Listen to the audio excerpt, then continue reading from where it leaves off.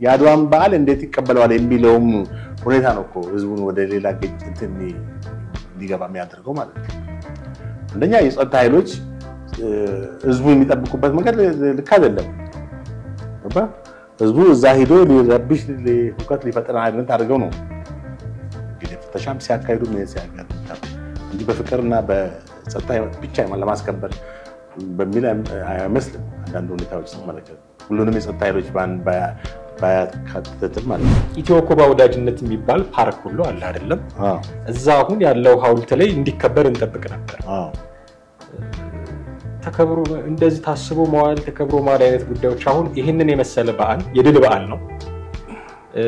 እብሪተኞች ኢትዮጵያን ባሻቸው ጊዜ መተው መውረር እንደማይችሉ ያስመሰክርንበት በዓል ነው። ኢትዮጵያውያን የውስጥ የእርስ በርስ ግጭት ካልሆነ በስተቀር የውጭ ወራሪ ሲመጣባቸው እንዴት ብለው ተባብረው እንደሚመልሱ ያሳየንበት ትልቅ በዓል ነው። በነቂስ ወጥቶ ያከበረባቸው ሁኔታ አልነበረም።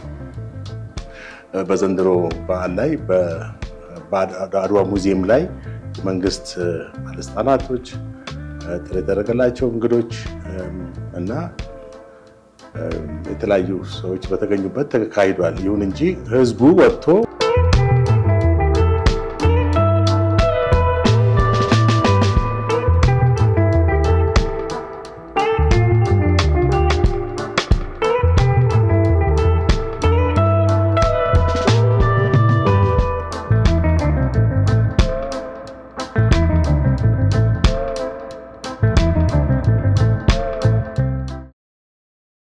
ሰላም ጤና ይስጥልን ውድ ቤተሰቦቻችን እንዴት አላችሁ? ሐመር ሚዲያን እየተከታተላችሁ ነው። ወቅታዊ ፕሮግራማችን ላይ እንገኛለን። ጥላሁን አክሊሉና ማደገፋ ከናንተ ጋር ቆይታ ለማድረግ እዚህ ተገኝተናል። እስከ ፕሮግራማችን ፍጻሜ ድረስ አብራችሁን ትቆዩ ዘንድ ያክብሮት ግብዣችን ነው። በዛሬው ፕሮግራማችን ህዝባዊ በዓላትና አከባበራቸውን እናያለን። ባሳለፍነው ሳምንት ውስጥ አድዋና ካራማራ የድል በዓላት እንዳለፉ እናስታውሳለን። የተከበሩበት መንገድ እንዴት ነው የሚሉትን ጉዳዮች አይተን ወቅታዊ ነገሮችንም አብረን ዳሰን ፕሮግራማችንን ወደ እናንተ እናደርሳለን። እስከ ፕሮግራማችን ፍጻሜ ድረስ አብራችሁን ቆዩ። እንዴት ነህ ተለይ? ሰላም ነኝ እግዚአብሔር ይመስገን አለው ይመስገን። እንግዲህ ባለፈው የካቲት 23 እና 129ኛው የአድዋ ድል በዓል ተከብሯል እና ከትላንት በስቲያ በ25 ነው 26 ደግሞ በ26 የካራማራ 47ኛው የድል በዓልም ታስቦ ውሏል። አሁን ተከብሮ ውሏል ብሎ ለማለት በጣም አስቸጋሪ ነው የሚሆነው ካለበት ሁኔታ አንፃር። ህዝባዊ በዓላትና አከባበራቸው ላይ ማውራት አለብን የተወሰነ ነገር። ምክንያቱም ከቅርብ ጊዜያት ወዲህ የህዝባዊ በዓላት አከባበር በጣም እየተቀዛቀዘ ህዝብ የማያከብራቸው በዓላት እየሆኑ በመንግስት መስሪያ ቤቶች ወይ በመከላከያ በኩል ብቻ እየተከበሩ የሚያልፉ በዓላት እየሆኑ ነው። ለምንድን ነው እንደዚህ ሆነው የሚለውን ነገር ማየት የሚገባን መሰለኝ። በተገቢ ልክ ተከብሯል ብለህ ታስባለህ? እንግዲህ እንደሚታወቀው የአድዋ በዓል ማለትም ኢትዮጵያ በአድዋ የዛሬ 129 ዓመት ከጣሊያን ከፋሽስት ጣሊያን ጋር በተካሄደው ጦርነት በጣም ትልቅ ድል ያገኘንበት ከኢትዮጵያም አልፎ ለአፍሪካም እንዲሁም ለመላ ጥቁር ህዝቦችም ታላቅ የነጻነት ቀን ወይ የነጻነት ፋና ወጊ ወይም ጥቁሮች በዚህ በዓል ምክንያት በዚህ ድል ምክንያት በመላው ዓለም የሚገኙ ጥቁሮች የተነቃነቁበት ከዛ በኋላ ብዙ የጥቁሮች ንቅናቄ ወይ ብላክ ፒፕል ሙቭመንት የተካሄደበት እንደሆነ ተደጋግሞ ተነግሯል። እና ይሄ በዓል እንግዲህ በኢትዮጵያ ለ129ኛ ጊዜ ባለፈው የተከበረው ይሄ በዓል ማለትም የአድዋ በዓል በአዲስ አበባ እና በሌሎች ክልሎች በደማቅ ሁኔታ ተከብሯል። እንግዲህ በደማቅ ሁኔታ ተከብሯል ስንል ምናልባት በአንጻራዊነት ከዚህ በፊት ይከበሩ ከነበሩት በእንትን ያነሰ እንደሆነ አንዳንድ አስተያየቶች ወይም እኛም በቀጥታ ያየነው ሁኔታ አለ። ለምሳሌ ህዝቡ በነቂስ ወጥቶ ያከበረባቸው ሁኔታ አልነበረም። በዘንድሮ በዓል ላይ በአድዋ ሙዚየም ላይ የመንግስት ባለስልጣናቶች ጥሪ ያደረገላቸው እንግዶች እና የተለያዩ ሰዎች በተገኙበት ተካሂዷል። ይሁን እንጂ ህዝቡ ወጥቶ ልክ አሁን የዛሬ 3 ዓመት መሰለኝ እዚህ ላይ ምኒልክን የጣይቱን ለትላልቅ በአድዋ ላይ የነበሩ አርበኞች እንደ ፊታውራሪ ባልቻ አባነፍሶ እንደ ፊታውራሪ ገበየው የመሳሰሉትን ትላልቅ ጀግኖች ያወደሰበት እንትኑን የደነቀ ማለት ደስታውን የገለጸበት ነበር። በተለይ የአድዋ እንትን በዓል ለኢትዮጵያውያን ትልቅ በዓል ነው። እንግዲህ ትልቅ ድል ነው።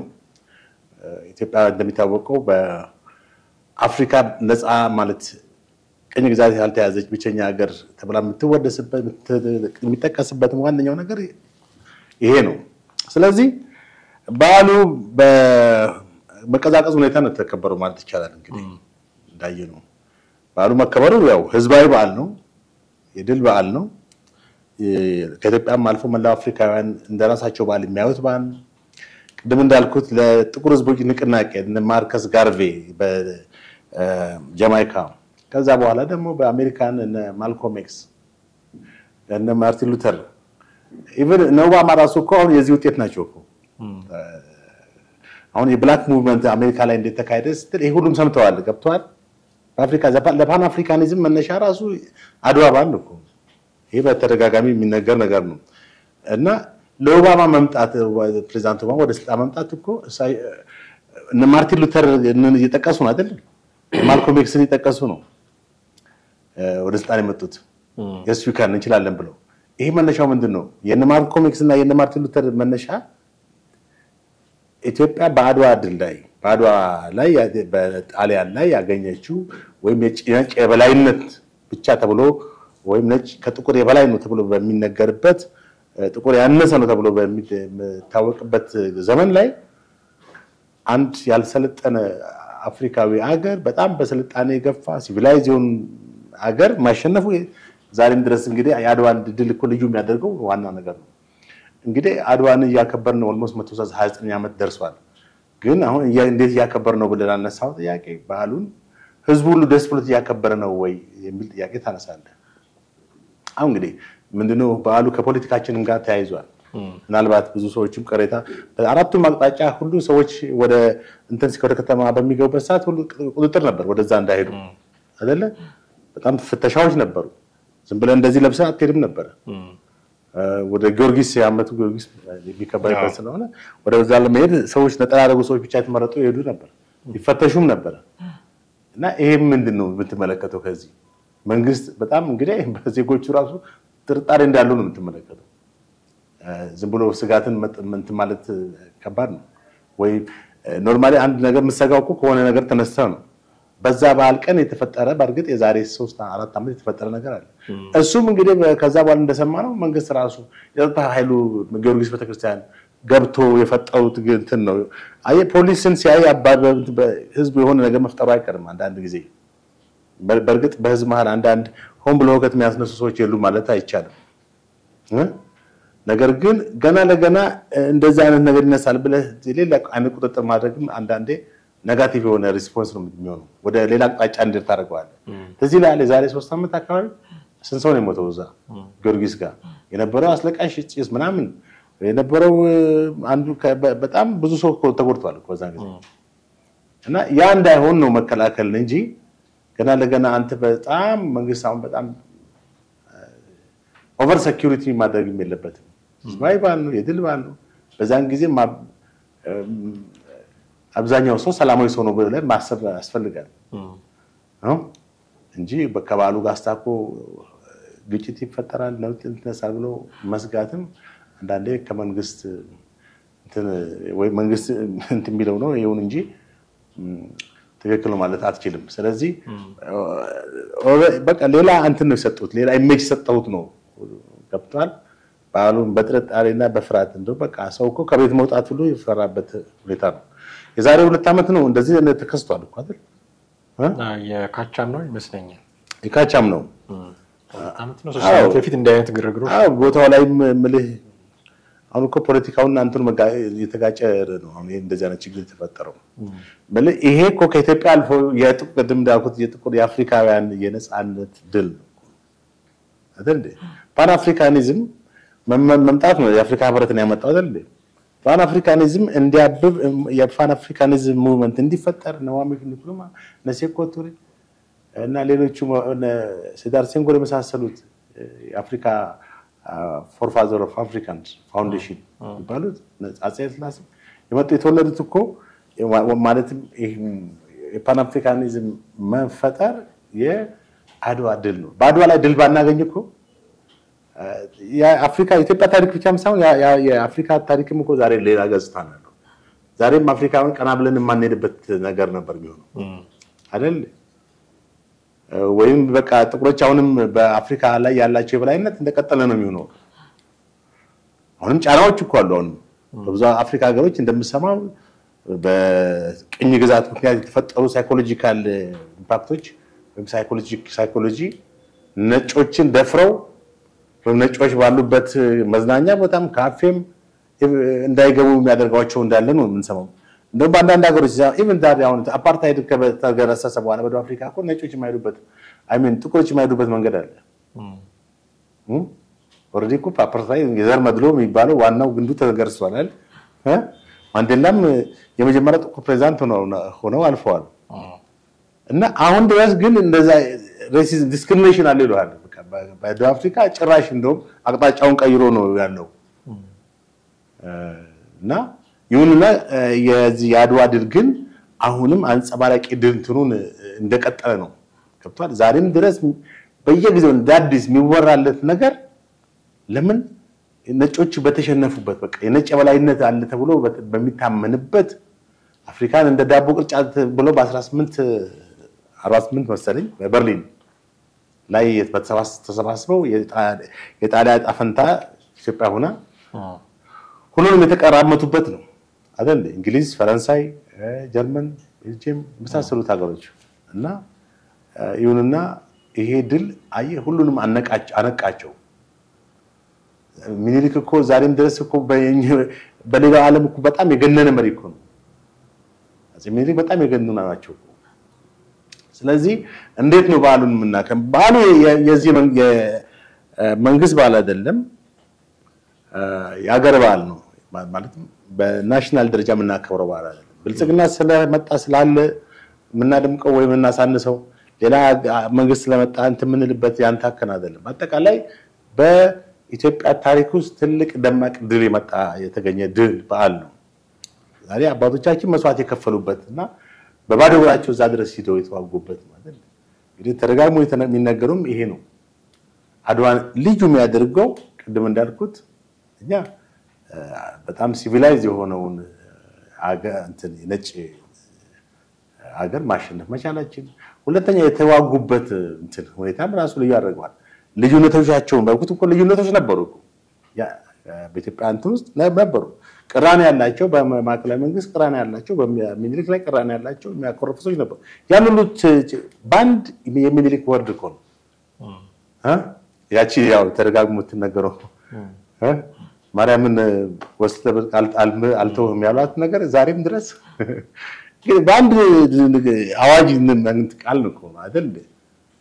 ይሄ ምን ያክል የሀገር ፍቅር እንዳለው ህዝቡ ብሎ ነው 120 ሺህ ሰራዊት በአንድ ቀን ጦርነት ያለው። ስለዚህ ስለ አድዋ እንግዲህ እኛ ብዙ የተነገረ ነገር ስላለ ብንናገሩም የሚያሰለች አይደለም። በእርግጥ አከባበሩን በተመለከተ እንግዲህ ቅድም እንዳልኩት መንግስታት ሲለዋወጡ የራሳቸው ሁኔታ አለ። በደርግ መንግስት ማስታወሰው ሞቅ ብሎ ይከበር ነበር፣ በጣም ይከበር ነበር። እዚህም መስቀል ማነው ምኒልክ አደባባይ ላይ በጣም ተኩሶ በጣም ይከበር እንደነበር አስታውሳለሁ። በኢህአዴግ ጊዜም ያው ይከበራል። ምልህ ራሱ ኢህአዴግ እንደው በጣም ከፍተኛ ትኩረት ባይሰጠውም ለእንትኑ ሀገራዊ በዓል ስለሆነ ግዴታው ነው ማክበር። ነገር ግን አሁን እዚህ አሁን ባለው መንግስት ላይ ያለው ሁኔታ ነው እንግዲህ ነገሮች ትንሽ መልካቸውን መቀየር ሁኔታ በአንድ በኩል ስቴዲየም ሁሉ ይከበር ተብሎ ነበር አይደል? እንዲከበር ተጠይቆ ነበር አይደል? አንድ ሰሞን መስቀል አደባባይ ሲከበር ያም ራሱ ተመልከት ትልቅ ቅራኔ የሚፈጥር ነው እንዴ። በዓሉ እዛ ስንት ዓመት ሙሉ መስቀል አደባባይ የሚሉ ድልድይ አድዋ ድልድይ በቃ ምን ግን በታሪክ ሲከበርበት የነበረው ቦታ ነው። እንደገና ለአድዋ ደግሞ ሌላ ኢሜጅ መስጠትም ደግሞ አሁን በዚህ ስርዓት የታየ ሁኔታ ነው። ገባ ያ ነው እንግዲህ ያ ተርማምሮ ህዝቡም ጥርጣሬም ነው እኮ ምልህ የአድዋን በዓል እንዴት ይቀበለዋል የሚለውም ሁኔታ ነው እኮ ህዝቡን ወደ ሌላ ግጭት እንዲገባ የሚያደርገው ማለት ነው። አንደኛ የጸጥታ ኃይሎች ህዝቡን የሚጠብቁበት መንገድ ልክ አይደለም።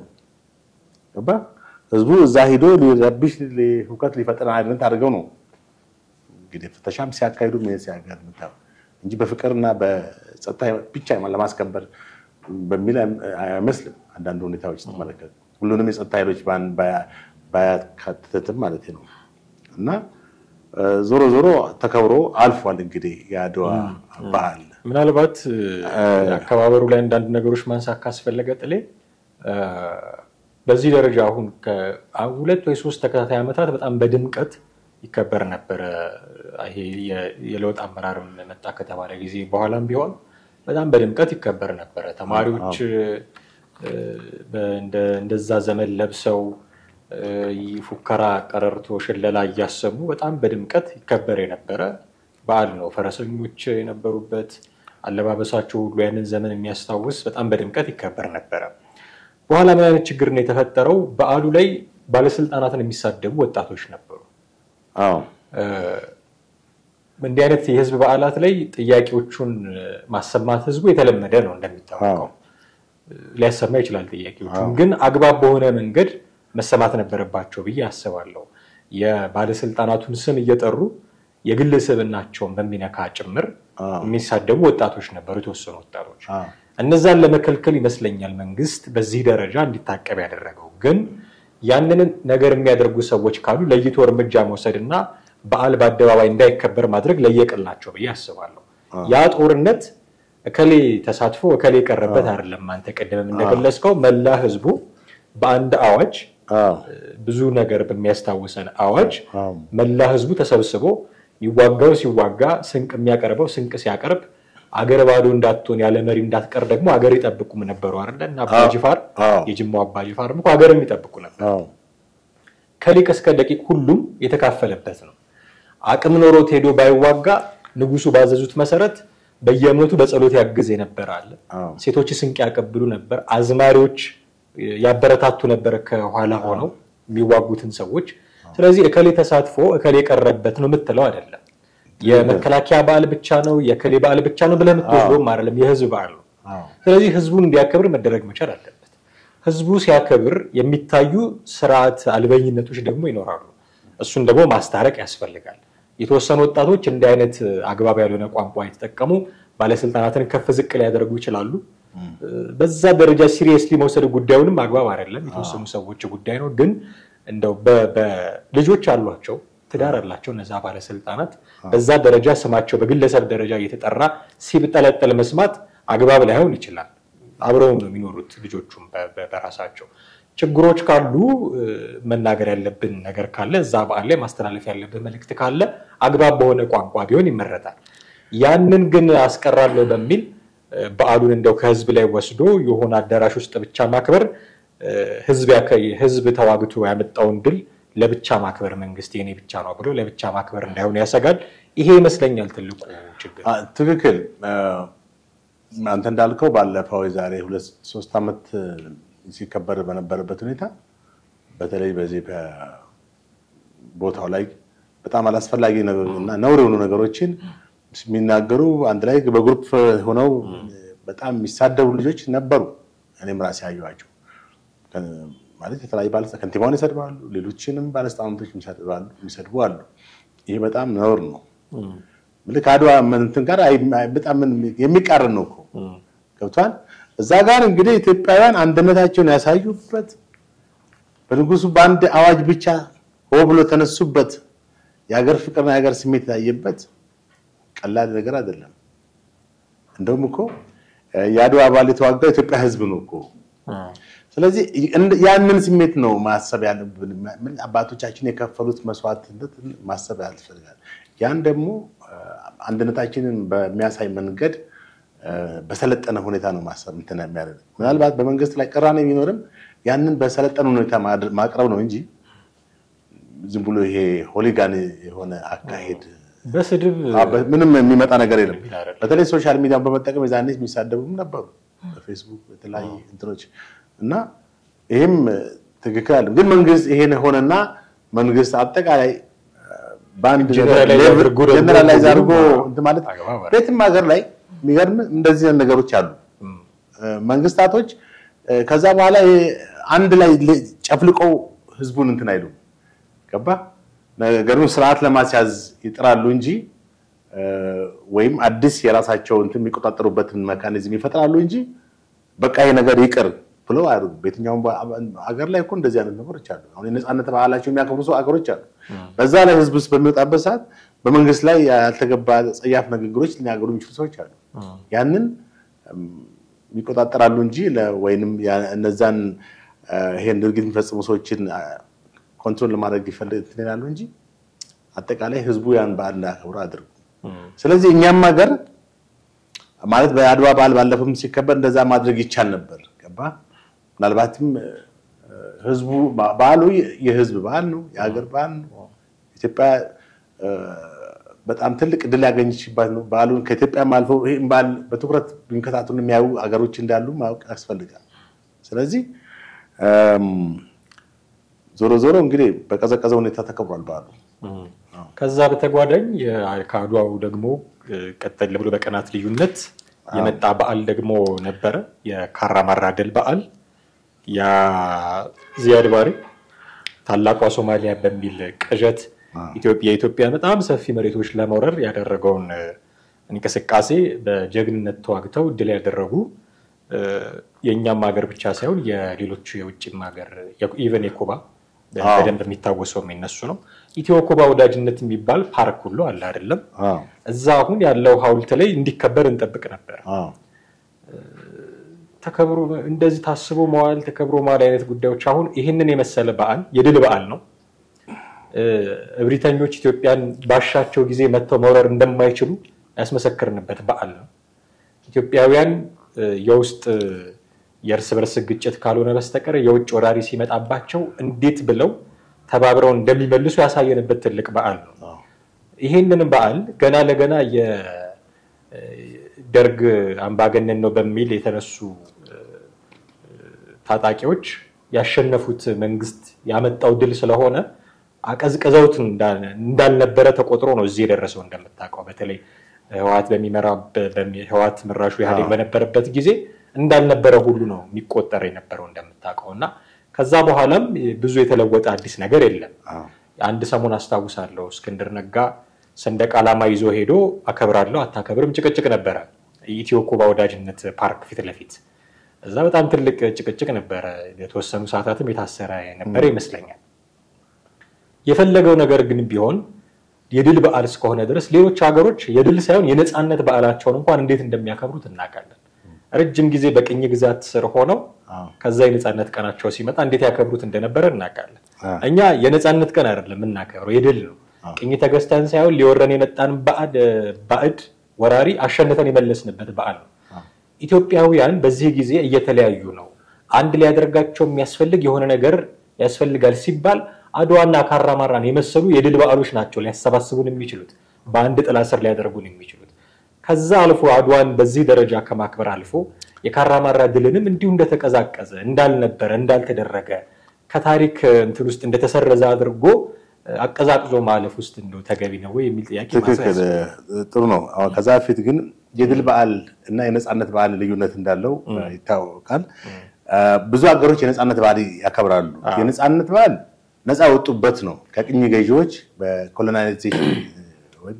በኮሎናይዜሽን እንትን ነፃ ወጡበት ነው የነጻነት በዓል ብለው የሚያከብሩ በተለይ አፍሪካ ሀገሮች ከ1950ዎቹ ጀምሮ እስከ 70ዎቹ ነፃ ወጡበት ጊዜ ስለሆነ የነጻነት በዓል ብለው ያከብራሉ ሁሉም እንደወጡበት እንትን የድል በዓል ግን ኢትዮጵያ ብቻ ነች በአፍሪካ ውስጥ የድል በዓል ያላት በአለም ላይም ጥቂት ሀገሮች ናቸው የድል በዓል ያላቸው በጣም ጥቂት ሀገሮች ምናልባት ህንድ ከእንግሊዞች በወጣችበትን በማህተማ ጋንዲ እሱን የድል በዓል ያከብሩት ይሆናል እንጂ አብዛኛዎቹ በአለም ላይ ያሉት ሀገሮች የነጻነት በዓል ነው የሚያከብሩት የድል በዓል ማለት ድል ያረክበት ማለት ነው ወራሪን ያሸነፍክበት ነው ስለዚህ የላቸውም ነጮችን አላሸነፉም አፍሪካኖች በቅኝ ግዛት በታይም በቀወጡ በሂደት ይሄ ደግሞ የፓን አፍሪካኒዝም ንቅናቄ ነው የፓን አፍሪካኒዝም ንቅናቄ ቀደም እንዳልኩት የአድዋ በዓል መነሻ ነው እና ይሄንን ካልን ዘንዳ ወደዚህ ወደ ካራማራ ወይም ዳግማዊ ዘሰከንድ አድዋ ነው የሚሉት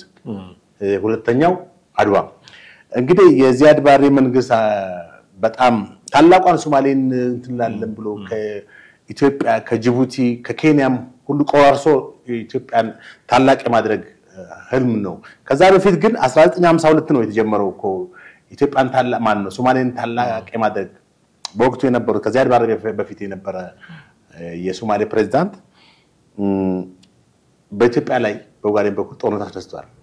ምናልባት በዚህ ጦርነት አብዲሳ አጋ ጀግናው አብዲሳ አጋም ተካፍሏል። ጀነራል ዋሲሁንን ወደፊት እዚህ እንጋብዛቸዋለን።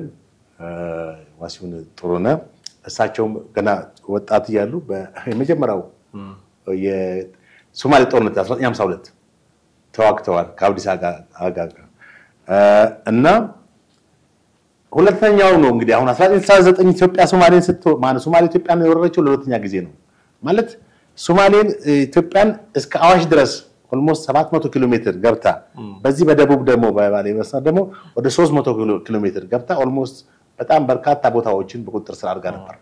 በእንግዲህ የዛን ጊዜ ማለት የዘውዳዊ ስርዓት ተገርሶ ገና 3 አመት አልሞላም።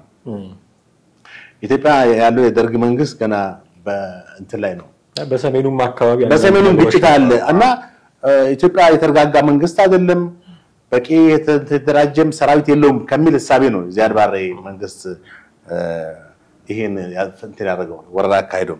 በወቅቱ የዚያድ ባሬ መንግስት ጠንካራ ሰራዊት ነበር በተቃራኒ ኢትዮጵያ ደግሞ በተበታተነ ሁኔታ ነው ያለችው። ለምን የከዘውዳዊ መንግስት የነበሩ ወይም ያጼ ኃይለ ሥላሴ ሰራዊት ከዛ እንትን ያልተቀላቀሉ ነበሩ ገብቷል። ስለዚህ ሰራዊቱ ራሱ በአዲስ መልክ እንትን ገና እንትን ሪፎርም ያደረገ ነበር። በዛ ላይ ደግሞ በአመራሮቹ መካከልም ክፍፍል ነበር እንደምታውቀው በራሱ በደርግ ብቻም ሳይሆን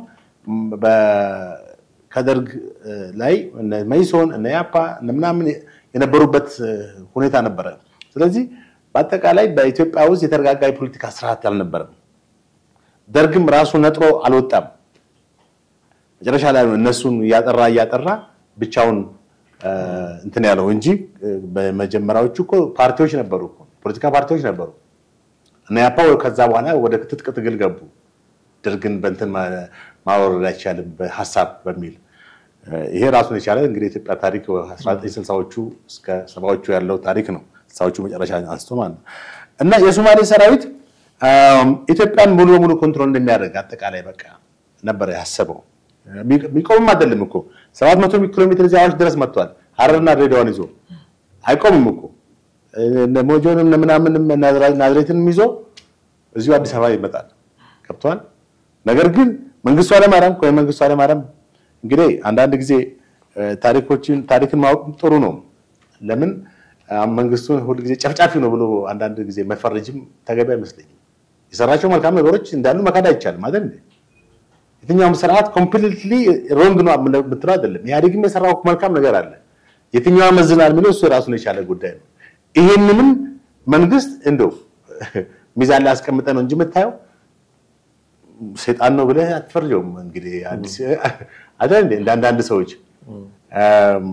እና የትኛው የተሻለ ነው ማለት አሁን በስልጣን ላይ ያለው መንግስት ምን መልካም ሰርቷል ምን መጥፎ ሰርቷል ብለህ ያለውን ተጨባጭ ሁኔታ የምታስቀምጥበት ነው። አይ መጥፎ የሰራው ይበልጣል እሱ አንድ ነገር ነው። መልካም የሰራው ይበልጣል እሱ የራስ እይታ ነው ገብቷል። ስለዚህ ከመንግስቱ ወይም የደርግ መንግስት ጨፍጫፊ ነው ብቻ ብለን የምደመድመው አይደለም።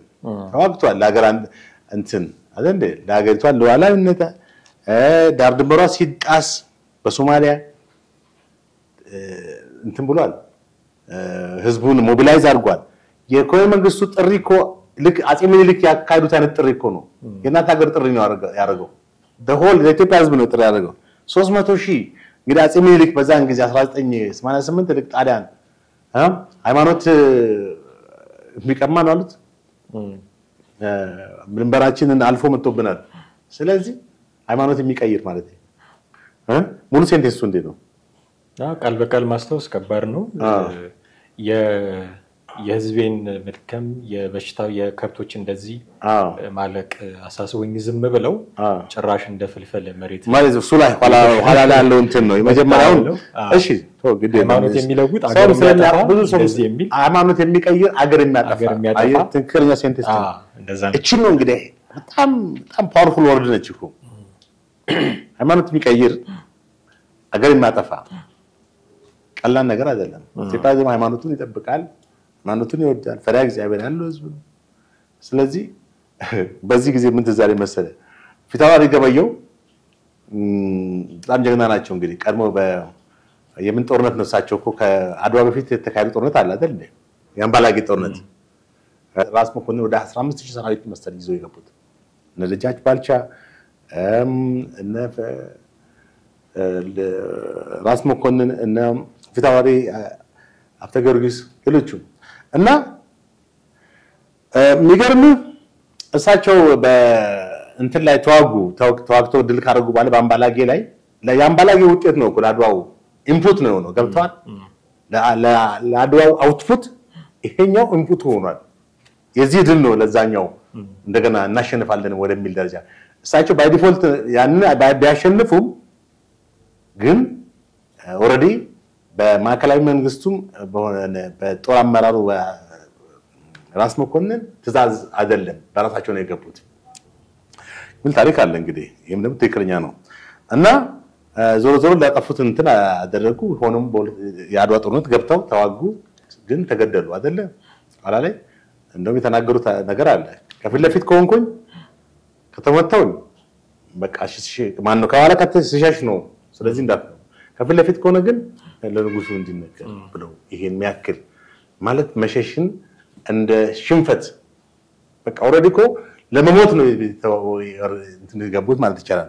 እና እዛ ላይ ከተገደሉ በኋላ እሳቸው እንዳሉት ፊት ለፊት ተመተው የሞቱት አይደል እንዴ? እሳቸውን የሚተካሰው ወዲያው ማን ነው የመጣው? ባልቻ ገበየው ተተካ ባልቻ መድፋት ገራባች ብቻ ለብቻ አየህ። እና ስንኞቹ ራሱ ይገርማል። እና ሌላ ደግሞ እዛ ጋር ጣሊያን እንግዲህ አድዋ ላይ እንዳሸዊት ነው የሆነች ቦታ መሰለኝ ስላሴ ቤተክርስቲያን አለበት እዛ ገብቶ እንግዲህ ያ ቤተክርስቲያኑን አርክሰውታል። ቤተ መቅደሱ ማለት ነው አርክሰውታል ወይም መሳሪያ ገብተው አስገብተው ቤተ መቅደሱ አድርገዋል። ይሁን ነገር ምግብ የተመገበው ቦታ አላውቅም። ህዝቡ ምን አለ በዛን ጊዜ የአድዋን ስላሴ ጣሊያን አረከሰው ገበየው በሞቴ ባናና ገብተባርከው ገብተቀድሰው አንተ ገብተቀድሰው እንደዚያ ተመልከቱ አይታል ስንኞቹ። ስለዚህ ህዝቡ ስንኝ ሲል ራሱ ከጀግኖቹ ጋር ከዚህ የጀግኖቹ ተግባር በጣም የሚያወድስና ለነሱ ተገቢ የሆኑ ስንኝ ነበር የሚያወጣ የነበረው እና ደስ ይላል። እንግዲህ ወደዚህ ወደ ካራማራ ስንመጣ ካራማራ ድል ካራማራ በዓል 47ኛ አመቱን ነው ትላንትና ወደ በ26 የተከበረው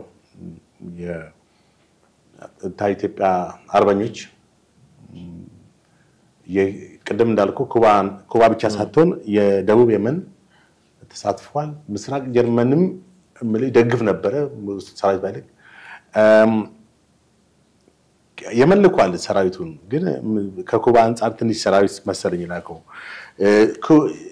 የቀድሞ ሶቪየት ህብረት ደግሞ ጀነራል ፔድሮ በሚባል አማካሪዎች ልኳል። በሱ በሚመራ ጀነራል ፔድሮ እና እነዚህ በወቅቱ የነበሩ ኢትዮጵያ ደጋፊዎች ነበሩ። ኩባን ትልቅ መስዋዕትነት ኢትዮጵያ ወዳጅነት እዚህ ተቆራምበሳለው ለዛ ነው። እና ኮሎኔል መንግስቱ እንግዲህ ቅድም ያነሳሁት አድዋንም ጋር ከሚኒሊክ አዋጅ ጋር ያገናኘሁት መንግስቱ ኃይለማርያም በተናገረው ጥሪ ምልህ ሀገር መወረሩን 700 ኪሎ ሜትር መግባቱን በዛ በደቡብ በኩል ደግሞ 300 ኪሎ ሜትር መግባቱን መያዙን በጣም በተደራጀ ሁኔታ በጣም ያሳዝንህ።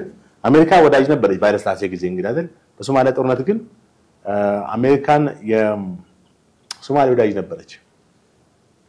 በተቃራኒ ደግሞ ሶቪየት ህብረት ደግሞ የኢትዮጵያ ወዳጅ ነበረች። አያላኖች አንዳንዴ ሲያስቻስ ጦርነቱ ሳቅ ሶቪየት ህብረት ተገልብጦ የሶማሊያ ወዳጅ ሆነ ያጫውቱናል ማለት ነው። አሜሪካ ደግሞ ተገልብጦ እኛ ወዳጅ ሆነ። ይሄ እንግዲህ በሶማሊያ ጦርነት ውስጥ የነበረ ሁኔታ ነው። እና ኮሎኔል መንግስቱ ኃይለማርያም ባደረጉት ጥሪ 300,000 ሰው በዚህ ታጠቅ ሰፈር ስጋ ሜዳ በሚባለው ቦታ ላይ ከተት ብሎ ገባ። ለብለብ ሰራዊት ነው የሚባለው። በ6 ወር እናቶች እነዚህ ሴቶች በጣም ትልቅ ውለታ ያዋሉበት ሁኔታ እና በቃ እንጀራ ሜዳ ላይ እንትን ማለት ይጋገሩ እንትን እያሉ ይሰሩ ለሰራዊቱ ለሚሰለጥነው እንትን ያበሉ ነበር እና ምን ያክል ሞቢላይዝ እንደነበረ ወንዶች ብቻ ሳይሆን ሴቶችም ዛሬም ድረስ እዛ አካባቢ ብትሄድ ይህን ታሪክ የሚያውቁ ሰዎች ይናገራሉ። ግን ምንድነው ይሄ እንግዲህ በጣም ታሪካዊ ኢትዮጵያ እንትን ነው። 300,000 ሰራዊት ያልሰለጠነ ሰራዊት ነው በለብለው በጦር ጥቂት የነበሩት የመከላከያ ኃይሎች ጋር አንድ ላይ በመሆን ከዛ ወደ ዘመተ ከዛ ጦርነቱ ተካሄደ። ሶማሌን በገባበት ማረፍበት ሁሉ ያሰደደ ጨረሻ ላይ ካራማራ ላይ የካቲት 6 1970 ዓመተ ምህረት ሐምሌ ወር ተጀምሮ እንትን ላይ ነው ያለቀው የካቲት ላይ ነው almost 7 ወር ምናምን አካባቢ ነው ፍጆ 8 ወር እንደዛ እና ያ ኢትዮጵያ ባንዲራ ትራደ በዛም ኢትዮጵያ አሜሪካና እንትን ኢትዮጵያ ሶማሌ ሁሉ ሊገባ ነበር አርጌሳ ገብቷል። ምንድነው አሜሪካና ሶቪየት ህብረት ጦርነት ማለት ኢትዮጵያ እንዳትገባ አዘዙ። ቶሎ ብሎ ኢትዮጵያ ሶማሌ ቀረው ጦር እንዲወጣ አዘዙ። ወጣ እና በዚህ የሚዘከሩ ትላልቅ ሰዎች እንዳሉ ታውቃለህ። እና ሊበርኬ በቦምብ ታንክ ያነደደ እነ ማነው ስሙ ጀነራል ለገሰ ተፈራ 6 ጀቶችን የጣለ ገና ሳይነሱ የመታ እንግዲህ በስተት ነው ማለት እሱ ሂጆ ለምን አንደኛው ነዛ ገብቻ አልጨረሳቸውም ብሎ ሶማሌ ክልል ገብቶ ተመቶ ወደቀ። ከዛ በሶማሌ ኃይሎች ተይዞ 11 አመት በሶማሌ እስር ቤት ቆይቶ ከዛ በኋላ ነው እንግዲህ ጀነራል ለገሰ ተፈቶ 11 አመት በኋላ የእስረኛ ልውውጥ ሲካሄድ በደርግ ጊዜ ተፈታ። በአገሪቱም በጣም የጀግና ሜዳይ ኒሻን ለማንም የማይሰጠው ተሸለመ ማለት ከሱ ጋር ሌላ ይወሰደም እና ማን ነው ጀነራል ተስፋዬ ሀብተማርያም ናቸው ያየው ሎድ አዛዥ የነበሩት አሁን በህይወት አሉ እና አሜሪካ ሄደው ነው የሞቱት። ይሄ የሞተው ለገሰ ተፈራ ጀነራል ተስፋዬ ሀብተማርያም አሉ በህይወታም ድረስ እና እዚህ ጋር የምትመለከተው ምንድነው እንግዲህ ይሄ ኢትዮጵያውያን ድል ነው አይደል እንዴ? ልክ ያድዋ ድል እንደምንለው ይሄም ካራማራም ድል ነው። ችግሩ ግን ምንድነው ወያኔ ሲገባ ያው ደርግ ያደረጋቸው የነካውን ጠቅላላ ሁሉ ማጥፋት ስለነበረ በዓሉንም ምኑንም ሁሉ ማጥፋት ስለነበረ ይሄን በዓል እንዳይከበር አደረገ። 27 አመት በጣም ያሳዝናል። ታሪክ ማጥፋት ከዚህ በላይ የለም እንግዲህ ታሪክ ማውደም ከዚህ በላይ የለም እና እንግዲህ ለውጥ መጣ ተብሎ ጠቅላይ ሚኒስትሩ ወደ ስልጣን ከመጡ በኋላ የቀድሞ ሰራዊት አባላትና አንዳንድ እንትኑን ቴስት የሚያደርጉ ሰዎች በዓሉን ማክበር አለብን ብሎ ተነሳሱ።